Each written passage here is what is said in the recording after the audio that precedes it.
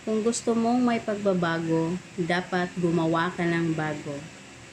Kung napanood mo ang video na ito, siguradong ito na yung sign o ang pagkakataon mo na pwede mong magbago at matulungan ang iyong sarili.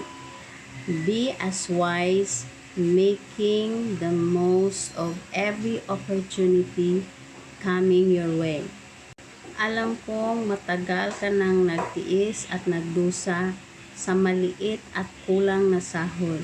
At alam ko rin na ang boss mo lang ang yumayaman at ang boss mo lang ang tumatanggap ng mataas at malaki na sahod.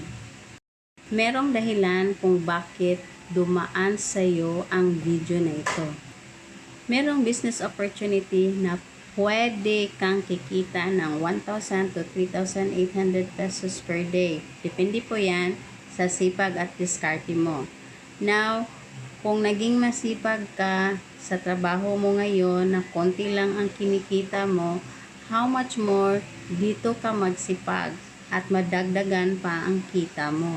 Kaya kung curious ka at interesado ka sa business opportunity na ito, follow mo ako at mag-message ka ng how or interested, or you can message me directly in my FB or Messenger.